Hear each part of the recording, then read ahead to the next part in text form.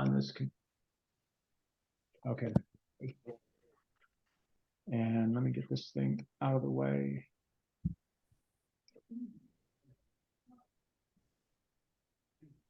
Okay, so yeah, thanks for showing up. And I guess for the next hour, we're going to go through how to lead a day tour. Had good weather this year, and it seems like people are really stepping up, and we want to keep that momentum going.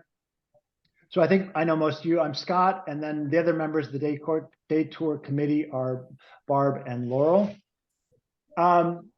So I'm going to go through some slides, but I did want to, you won't have the slides. Maybe we'll get the slides added up here, but I did want to show that a lot of the information I'm going to cover is on the website. So I've got the website up here. And if you go to, I'm logged in, and if you go to members only, resources for leaders, and then go to overview on tours,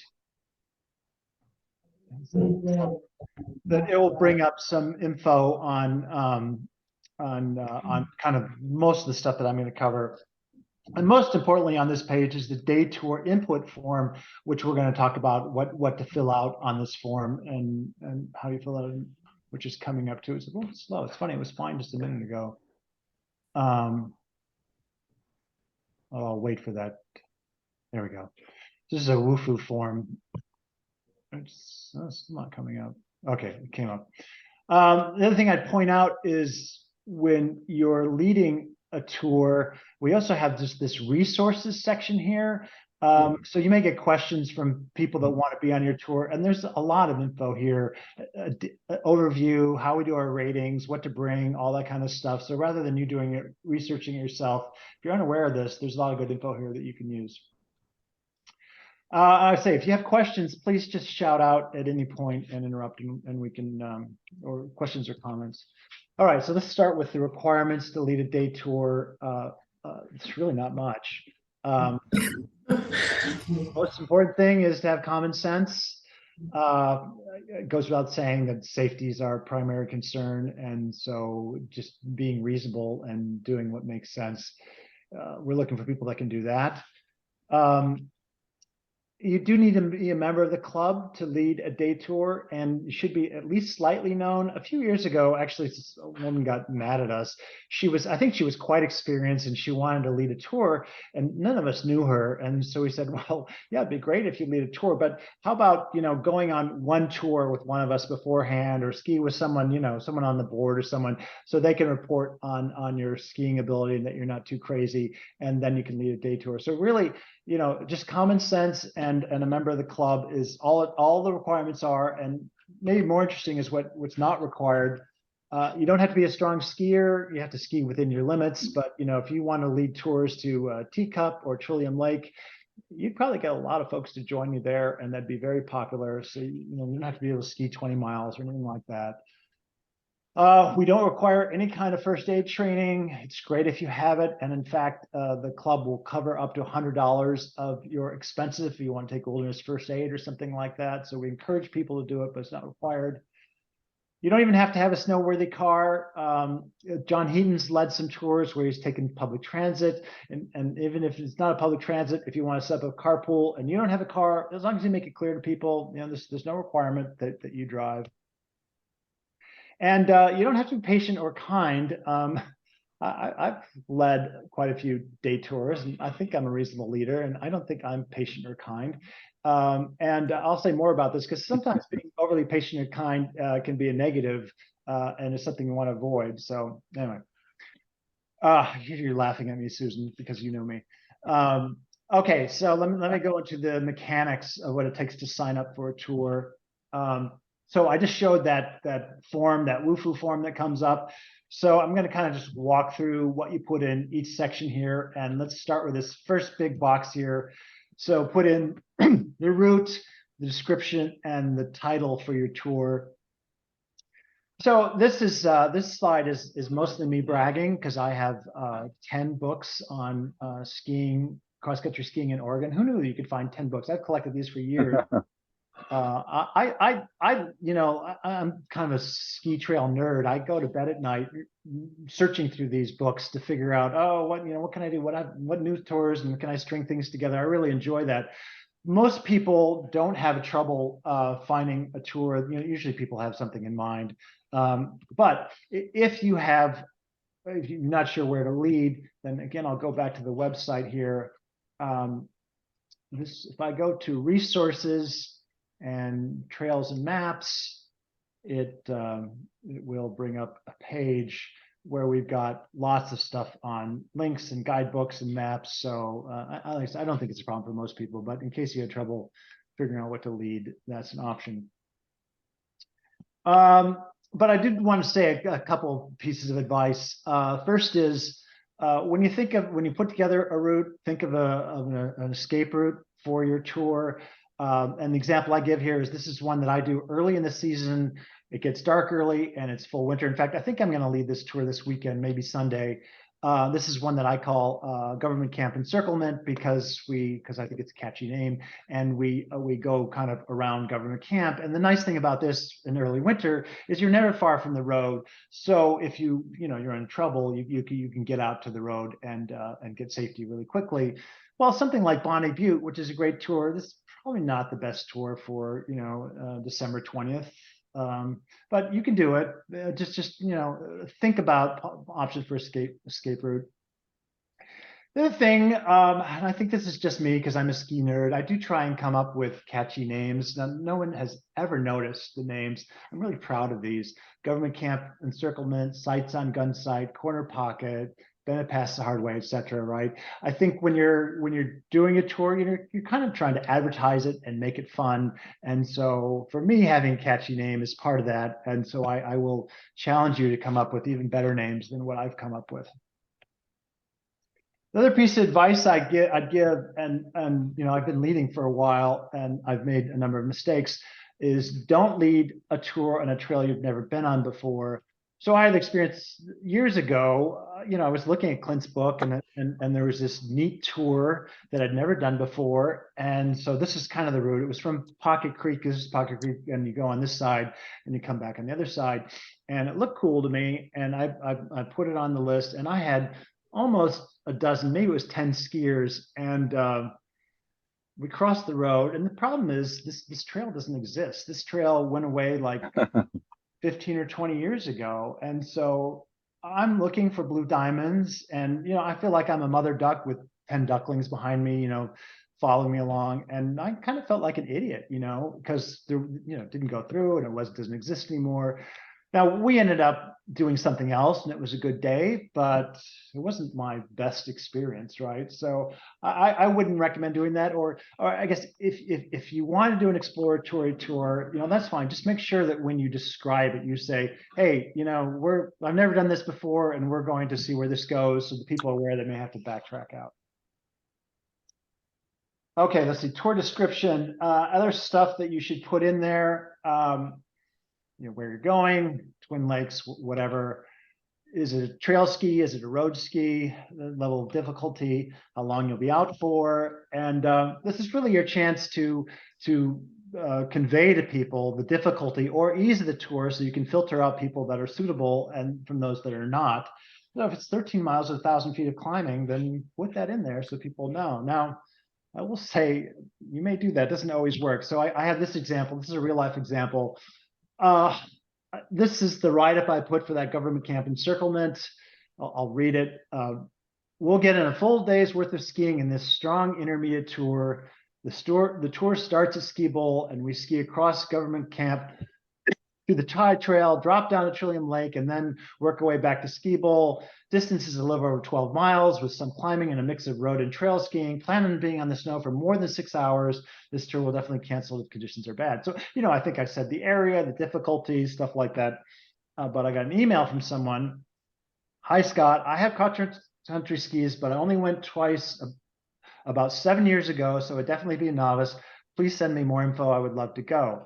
And so I'm kind of highlighted in red, kind of the contrast between what I put in my description and what they put in their email. And my jaw literally dropped when I read their response. I mean, it's just like, what sense do they think that they would be suitable for this tour. So in spite of your best efforts, you may find that the people will not read or not follow your instructions. But at least in this case, I could clearly point out to the person, no, you really shouldn't do this tour. See the description, and but it's not always going to work. Scott? Yes. Would it be helpful if, since people are signing up online, one of the things we do with the overnight trips is we ask people their level, their skill level. Would it be helpful if we put that in the questionnaire for day trips? And then the leader. Yeah, I think that would be helpful. That. Sure. Yeah, Yeah. that's great. That's good. I'll do that. Yeah. Okay. Good. Okay. Next is meeting time and place, and meeting place has gotten a little more difficult lately. And so I just emailed Richard before this thing saying, I think we'll put together a web page. So meeting places that we use, this is for carpool.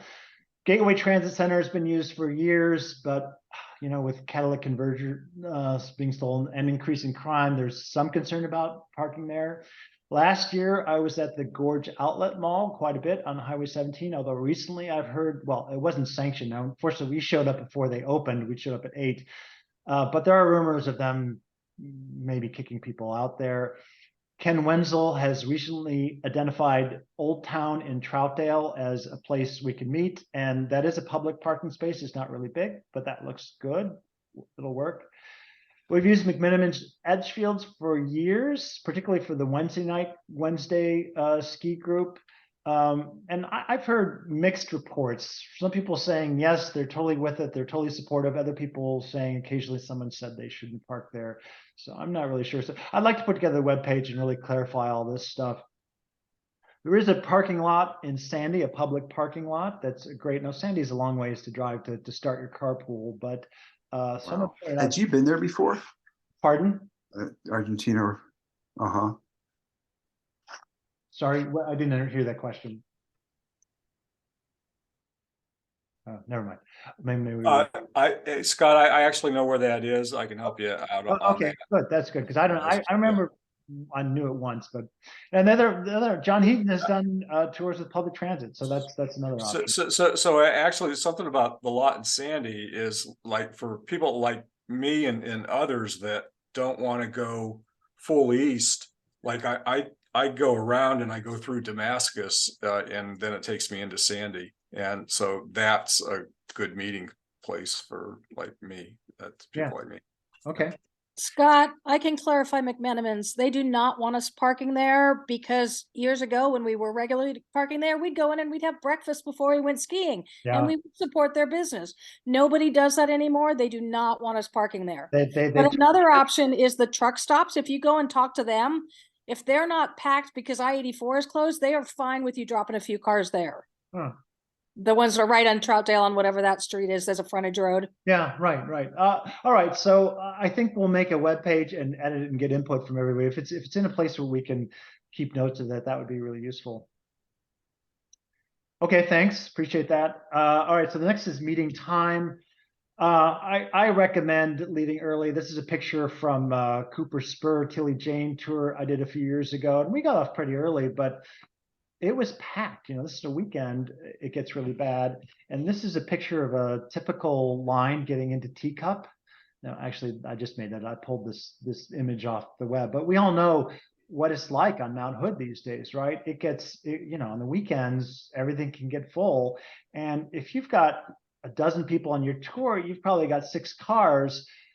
You don't want to get someplace and, there's only a spot for 1 or 2 cars. So if it means getting off at 7 a.m. in the weekend, I would do that, particularly if you're going to something like Twin Lakes, Barlow Pass, tiny little parking lot, that's going to fill really quickly. So really think about trying to get up to an early start on the weekend. Okay, so the next thing to fill out on this form is whether you post your tour on Meetup or not. Meetup, I think, is a good way to attract new members to the club. I looked, and Meetup, we've got a Meetup page, the Nordic Club Meetup page there. We've got 2,700 members that are on it. And of course, they're not all active by any means, but there are 2,700 people.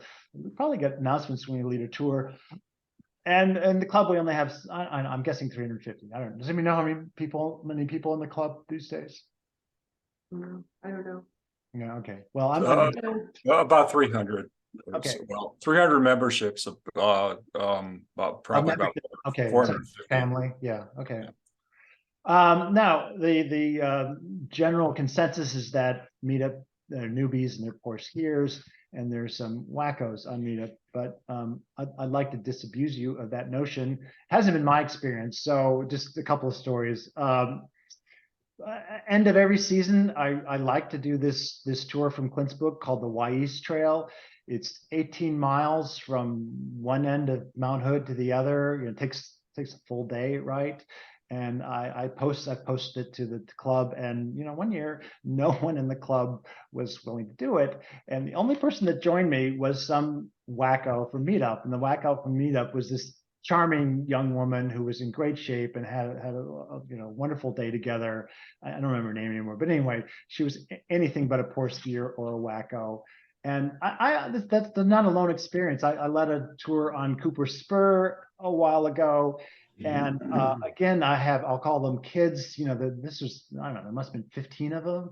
And they were all in their 20s and they kicked my butt. So they were really solid skiers. So I think, yeah, maybe occasionally you'll find some skiers that aren't that great and some strange people, but honestly, that could be true for the ONC membership at large anyway. So I don't think it's any worse. And I think you generally find a lot of younger, more fit skiers. Hey, Scott. Yeah. So Ted always advertises on Meetup for his, and he just always asks that they RSVP directly to him so he can chat, just make sure that he understands, that they understand what the tours are and all that kind of stuff. So that's just another way for people to know that they put it on Meetup. If it's somebody they didn't meet, they can require that and talk to them before the trip. That's good input. And I guess the other thing is, you reminded me, if someone goes to Meetup, what we're doing on Meetup now is we really just have a sign on Meetup saying, go to the Nordic Club website and sign up. If they sign up on Meetup, it doesn't mean anything. So there's not more process for you. You'll just see the membership as if they were on Meetup. I mean, as if they'd signed up on the club. But I think your point of if you want to talk to someone, that's a good idea. All right.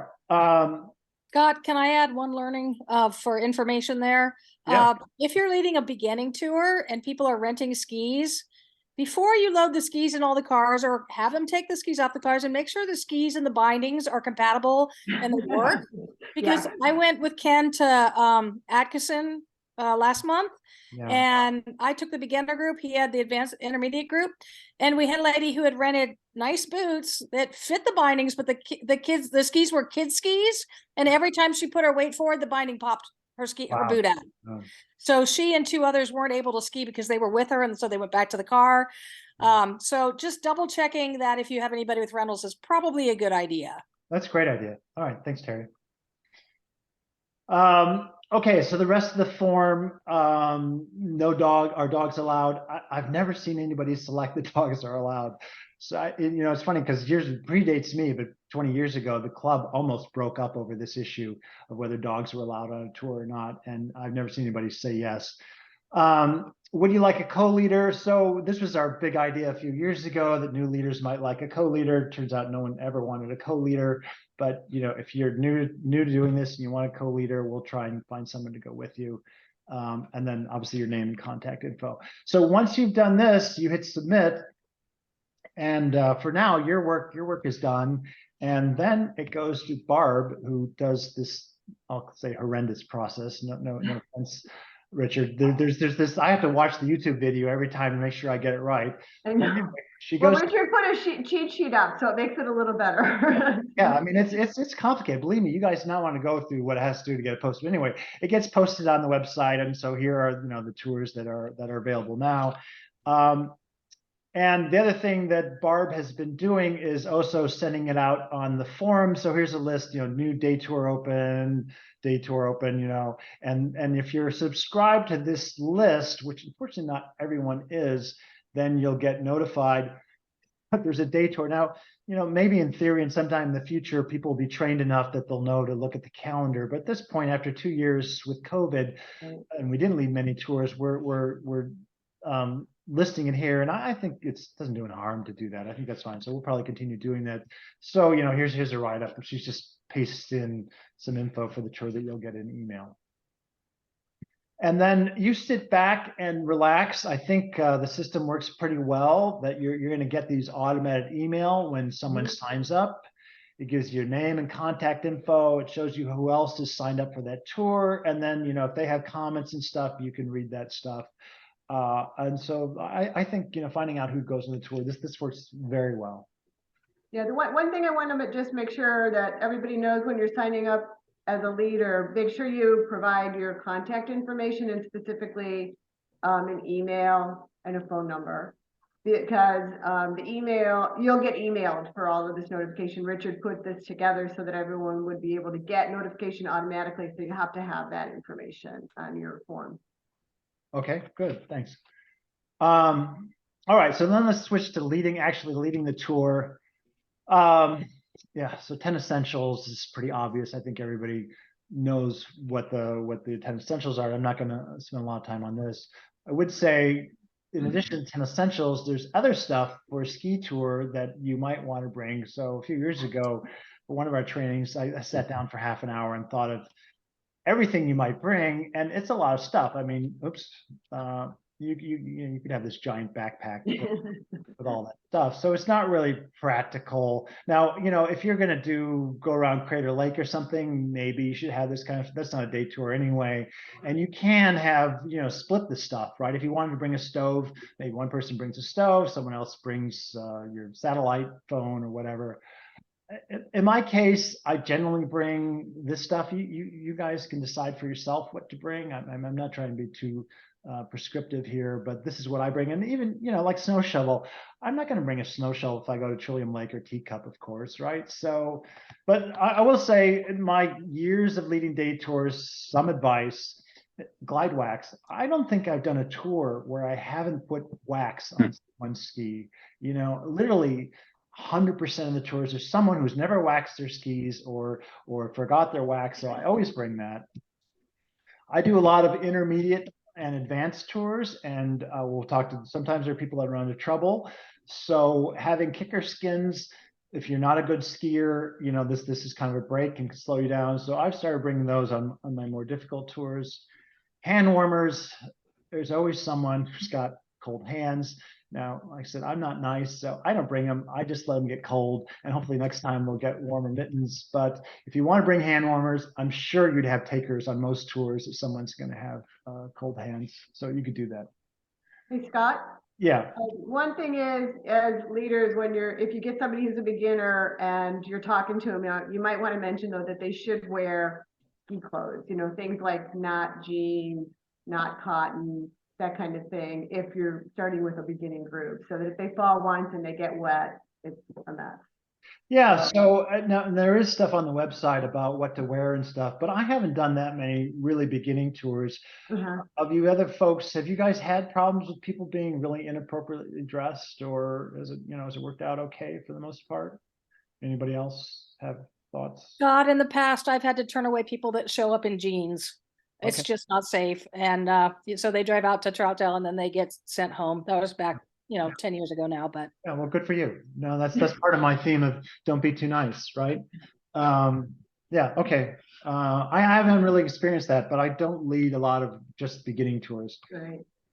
Okay, so we get together at the carpool place. Now, I'm in the Portland Bike Club, which is great for bicycling, but they're not very friendly. They're very cliquey, and they get together and everybody rides off. And, the Nordic Club is actually pretty friendly for the most part. So I hope that, you just spend a minute and say, what's your name? And I like to ask how experienced they are, if they have any concerns, what equipment they have. Both from the standpoint of just kind of socializing and know each other, but also to Terry's point here, turn away skiers that are not capable.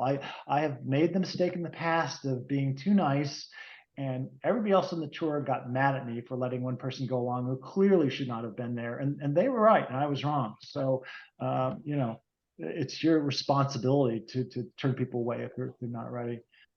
Yeah, I usually talk about how we're going to drive there and if you're going to do a bathroom stop. And then, so a little advice. it's a little psychological thing. Know the weather forecast. It's good to spend some time because it's almost certainly going to come up that someone's going to say, well, what's the forecast for the day? And if you've read it and you're aware of it, you can say, well, you know, high clouds are going to come in at 2 p.m. and the wind's going to be in the southwest at 10 miles an hour. Whatever. First off, people will give them the answer, but also gives you an air of experience and authority. You know, it's like, oh, well, Scott's really done his homework and he's done this before and he knows what's going on. It kind of helps the group as far as setting you as a leader, and it's easy to do.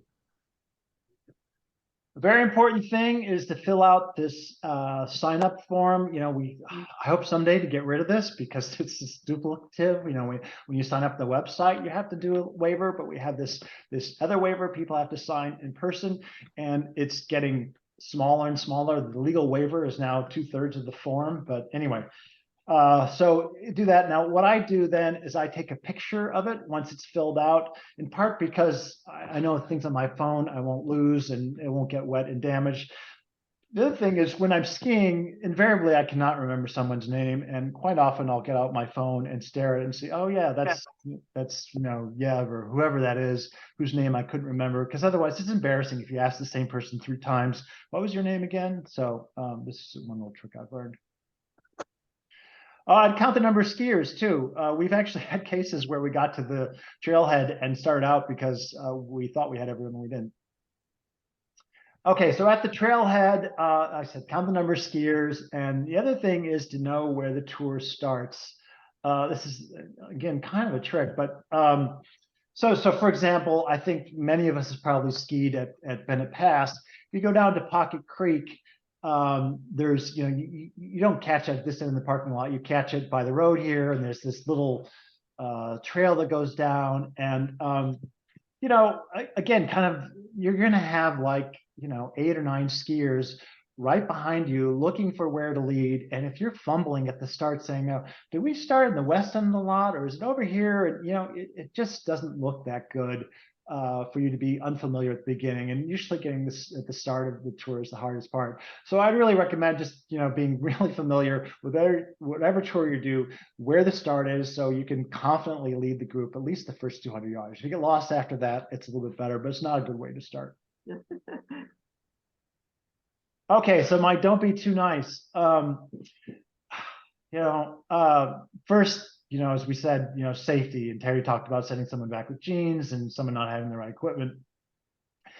The other thing is I'm really appreciative that you guys are willing to lead a tour, and that in itself is a lot, but you're not signing up to be a nanny, or you're not signing up to do a lot of other things, right? They're there to lead a tour.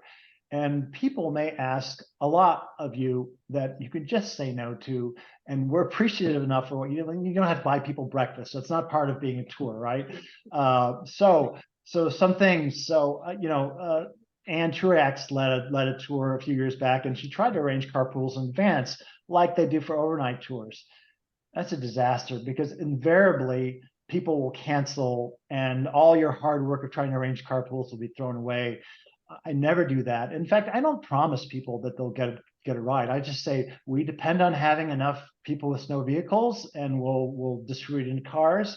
Now, I've never been on a tour that we didn't have enough drivers, but it could happen sometime. And if it happens, you know, too bad. You know, it's your job is just to call the meeting together. You're not responsible for finding drivers for everybody. I wouldn't arrange a carpool for someone off route. People will ask all sorts of things like, you know, can you stop by White Salmon and pick me off over here? I would just say no. Just say no. We're leaving at you know, we're leaving from Gateway, and you can use the trailhead. Now, you know, if it's really on the way, like Richard, you were saying, in Sandy, yeah, maybe we can accommodate that. But I wouldn't, you know, go too far out of your way to do that. I don't stop to rent gear. Now, Terry, sounds like, you know, you've accommodated that at times, and if the whole group's doing it, okay. But if if you got 10 skiers and 1 or 2 people have to get rent gear, that's not going to work. It takes a while at autos to get that stuff, and I'm not going to hold up the whole group. So I would just say no. You have to have your stuff beforehand. Don't generally loan equipment to people. I don't carry their equipment, and I don't provide ski instruction. You know, now this last one. If you take pleasure in in teaching people how to ski, go for it. I mean, I'm certainly not saying you can't do it, but the only caveat on that is you're responsible for the whole group. And if you end up focusing on one person, you may not be doing as good a job as you need to be managing the whole group activity. So I'd be a little bit cautious about that, but certainly don't feel obligated. If there's something, there's a lot of joy in leading a tour and sharing with people and having to do stuff. And if that's part of your joy to give people hints on techniques, please go ahead, but you're not required to. Okay, last slide. If skiers have trouble, and I'll say this is common. I've got a picture of someone that we've left in the snowbank and has died there. Fortunately, I've never left someone in a snowbank on a tour, but I had many tours where skiers have had trouble, and not just in advanced tours, also on intermediate tours. So a few tips with dealing with that. Oh, I got this graphic here kind of explaining why I think it happens. So, skiers were generally beginning, intermediate, or advanced, and it would be nice if it's distributed like that. But in reality, almost everybody considers themselves an intermediate, right? You ski a few times and you're an intermediate, and most of us are not boastful enough to say we're advanced, so we classify ourselves as intermediate, but that's a massive range. So you may have an intermediate tour that's out here, and someone else's intermediate skier at that, at the far end, and that's quite a range in experience. So, I think that's why we get into trouble. And I've started saying my tours that I would say was intermediate plus. I've just started calling them advanced so that I could make it clear that, so I don't have someone that's kind of at the far end here. All right, so advice. Well, okay, make sure they have enough food and water. I'm sure this is in all the textbooks, and all the time I've seen someone struggling. This has never solved the problem. They've never been hungry. They've never been short of food. Usually they don't have the fitness, or they don't have the skiing ability. Everybody also says, well, did you drink enough? Do you have enough? And it's fine if you want to do it, but I doubt it's going to solve your problem. I would suggest involving the group. I think, I wouldn't say announce to everybody, hey, Ken Wenzel's really a sucky skier. We need to help him. Who's willing? I wouldn't do that. But I think generally when skiers struggling, someone else in the group who's more sympathetic and nicer than I am will go to their assistance. And that's really good, because as the leader, then you can continue kind of making sure the whole group works together. But if you can find someone to buddy up with that skier, I think that will be, that helps a lot. It doesn't draw too much attention, but they feel a lot better having someone else with them. I'd be a little bit careful about giving them techniques tips. This is another thing that happens a lot. I've been on tours where there are 10 people and every single one of them is trying to give the person advice, weight the back leg, lean more, bend the knees, whatever. And I feel sorry for the person getting subjected to all that advice. And I would argue that you can give some, but you're not going to correct years of bad skiing with a few tips at that point, and often you're in survival mode. So I'd be a little bit careful with, barraging them with too much advice. Slowing down the pace. This is probably my single thing that's worked best out of anything. Only once in my life in Norway did I finish in the dark, and that was actually kind of cool.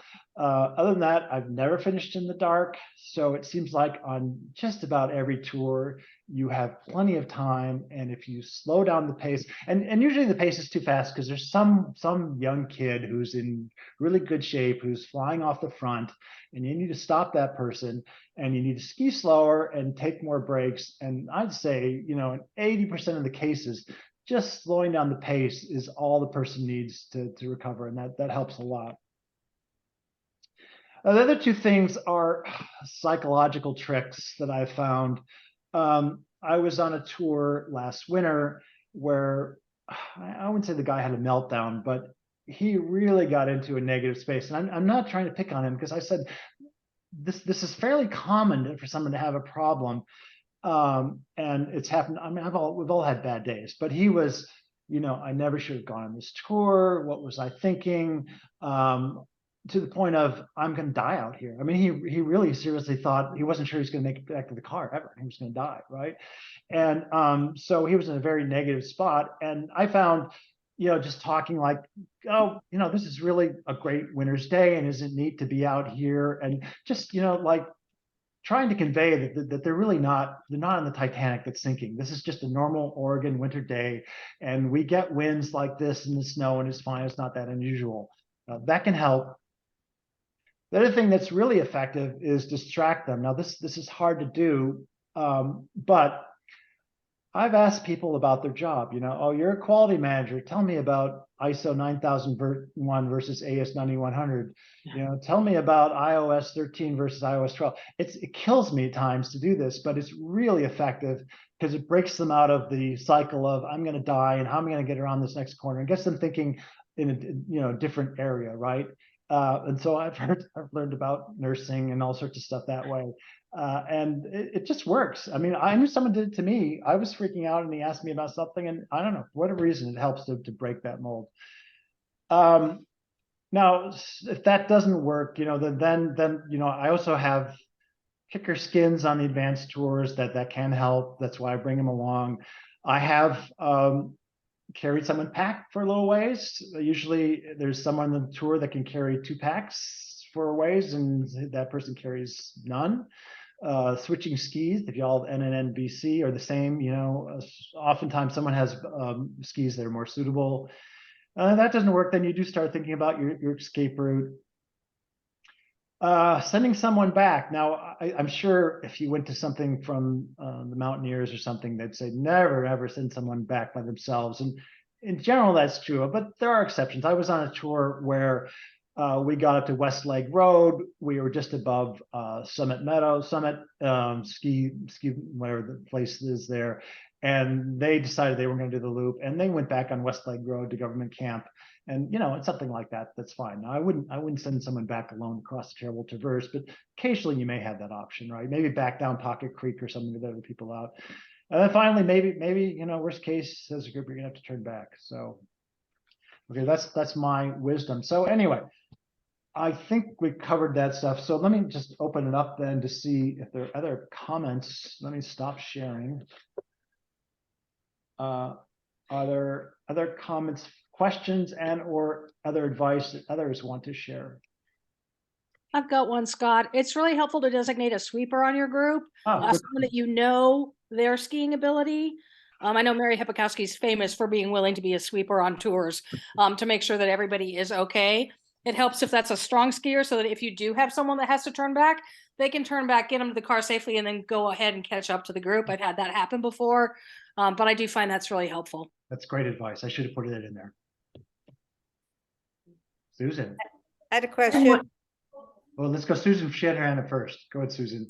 Okay, so I don't think you mentioned anything about first aid kit. Is a leader required, or I mean, it would seem like it would be a good idea for the leader to carry at least basic. What's your experience? I mean, to be honest, I don't carry a first aid kit, in part because usually the injuries, well, I think like a compression bandage would be good. Other than that, there's not a lot I found that's been useful out there, but it sounds crazy, but have you made, you carry one usually, have you made use of it? More on overnight trips, where people get blisters because you're skiing multiple days, and so then I'll have moleskin or tape or whatever. I've also dispensed painkiller, just whatever, Tylenol or Advil or something. Infrequently, but it has happened. I've never had any anything like some kind of wound that was bleeding where I had to use I think that's rare, but I could see a twisted ankle or something that would incapacitate a limb or something. You could break an arm, right? In which case it's hard to have a first aid kit that's adequate, but that's why, I don't know, maybe out of poles you could make something. But you talk about blisters. I'm surprised. So I don't generally bring blisters or moleskin or stuff like that on a day tour, hoping people can just suffer through it. On an overnight tour, I usually bring it, but there are a lot of people that will stop the whole group in the middle of the winter to put on, the tape or something, which is unfortunate because it takes a lot of time, right? But if that's what they have to do, it's just, that is something you could bring, and that'd be a good point.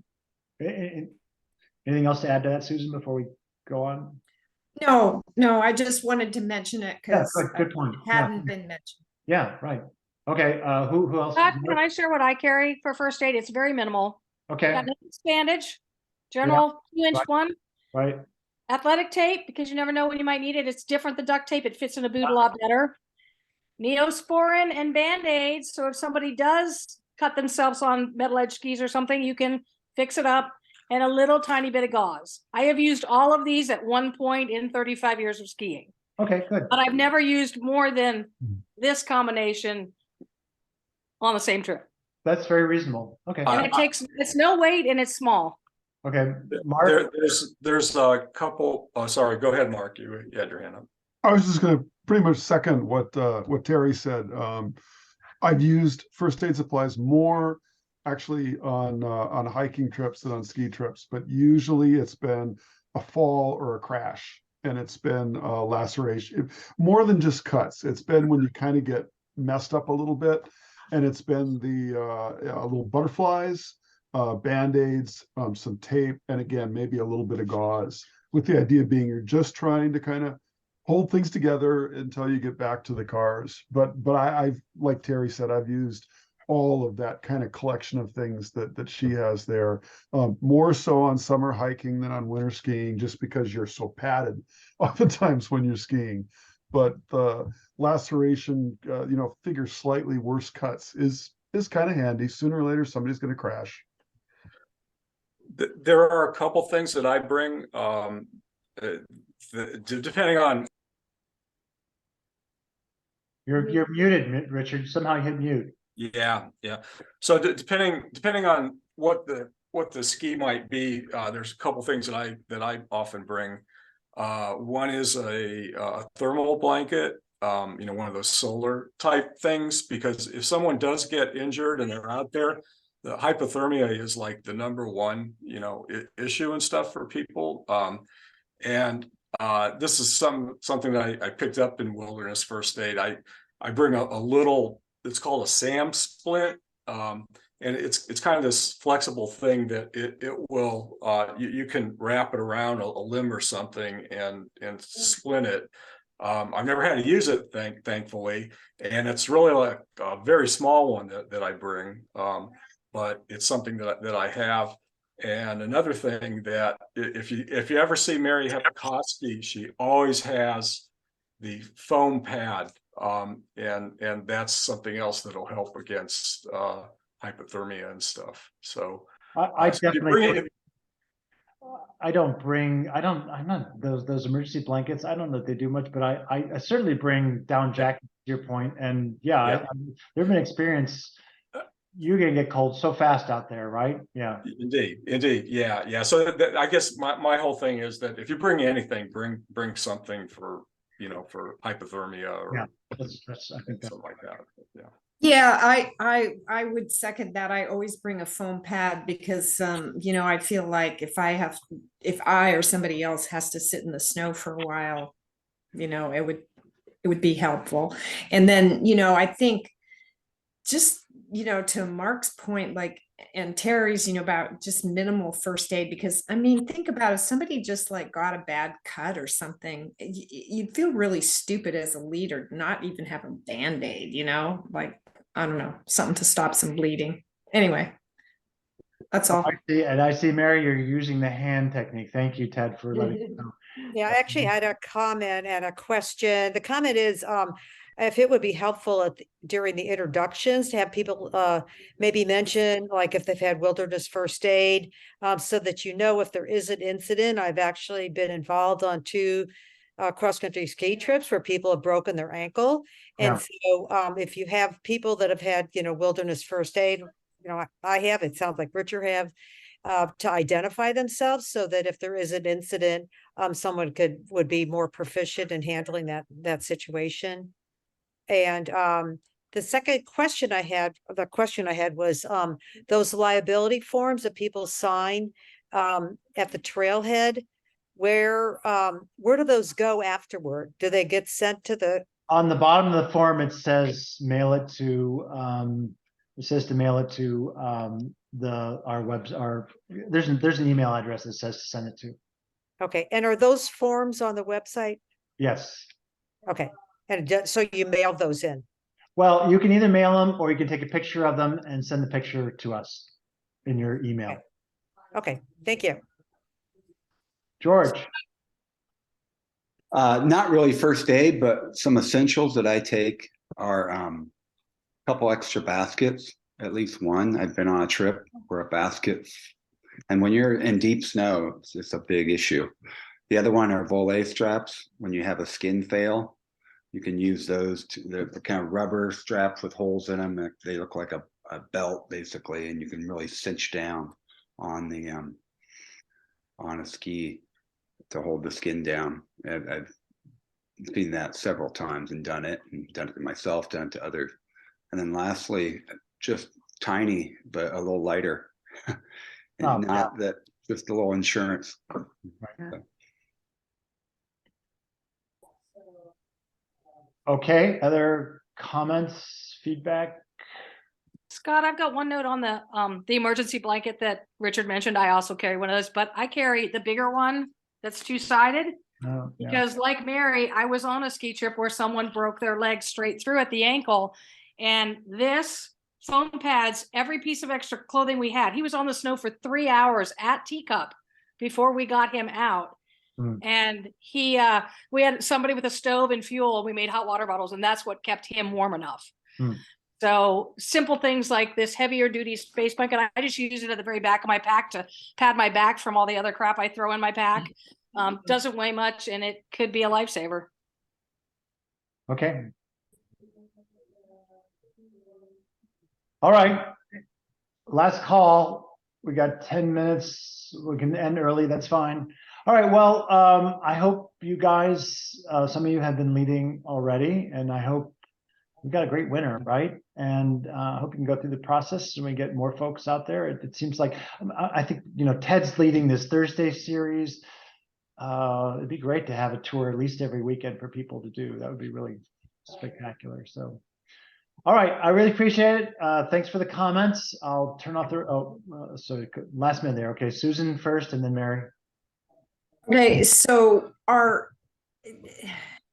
what about, is there any recommendation in terms of weekday versus weekend, in terms of benefit for the larger membership? I have a strong feeling that it should be weekend. If you're trying to attract retired people to the club, then do weekday. If you're trying to attract new members, then I would definitely do weekend. Although obviously it's more crowded up there and all that stuff, but.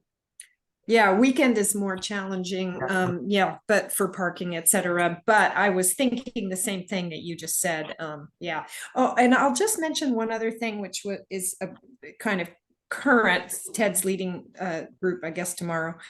I was skiing. I was out skiing today all day, and I have to say the last couple of times I've skied, last 3 times I've skied, I've had a lot of problem with sticky snow. So around our temperatures are hovering, just around freezing up to 34.